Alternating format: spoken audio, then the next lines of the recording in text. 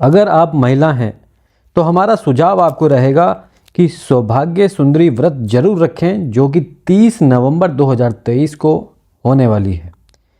याद रखिएगा, सौभाग्य सुंदरी व्रत जरूर रखें, ये हमारा आपको सुझाव है। ये होता क्या है, आखिर व्रत क्यों रखा जाता है, ये पूरी डिटेल आपको हम इसी वीडियो में बताने वाले हैं।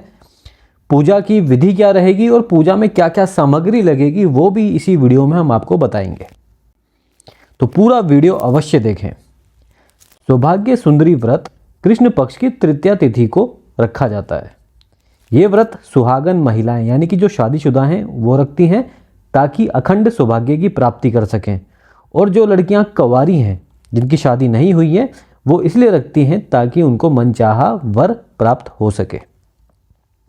इस दिन शिव व पार्वती की पूजा की जाती है, ताकि अगर आप शादीशुदा हैं तो आपका जो भी वैवाहिक दोष चल रहा है वो समाप्त कर दिया जाए।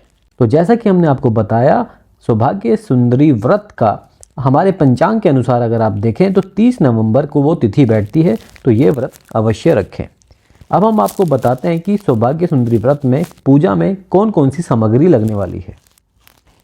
सबसे पहले आपको फूलों की माला लेनी है, फल लेने हैं, भोग के लिए कुछ लड्डू लेने हैं, पान, सुपारी, इलायची, लौंग व 16 श्रृंगार की वस्तुएं आपके पास होना चाहिए।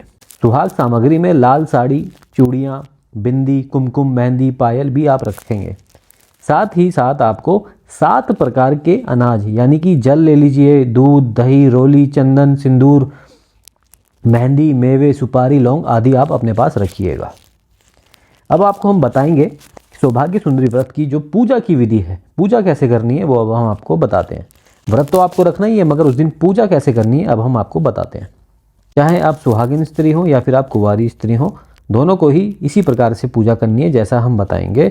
दोनों को ही 16 श्रृंगार कर पूजा स्थान पर चौकी बिछाकर पूरे शिव परिवार को स्थापित करना है, जिसमें देवी पार्वती और भगवान शिव की प्रतिमा को आप लाल वस्त्र से, लाल कपड़े से लपेट देंगे और स्थापित करेंगे।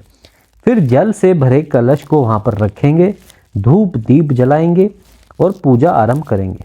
सबसे पहले आपको भगवान गणेश की पूजा करनी है। उनको जल से छींटे भी लगाने हैं, फिर रोली से तिलक लगाना है, अक्षत लगानी है, मौली चढ़ानी है, चंदन व सिंदूर लगाकर फूल माला और फल अर्पित करना है। फिर भोग भी आखिर में लगाइएगा। साथ में सूखे मेवे, पान, सुपारी, लौंग, इलायची और दक्षिणा चढ़ाएं। फिर नवग्रह की पूजा करें। भगवान कार्तिक की पूजा भी बाद में करनी है। उसके बाद देवी पार्वती और भगवान की पूजा करनी है। भगवान कौन से? शिव भगवान की। देवी पार्वती और भगवान शिव की आपको पूजा करनी है। पूजा के समय देवी पार्वती की प्रतिमा को दूध, दही और जल से स्नान कराएं। फिर उन्हें वस्त्र पहनाकर रोली चावल से तिलक करें और मौली चढ़ाएं। और कम से कम 1 माला का जाप करना है आपको। मंत्र रहेगा ओम नमः शिवाय। ओम नमः शिवाय मंत्र का जाप करें, कम से कम 1 माला।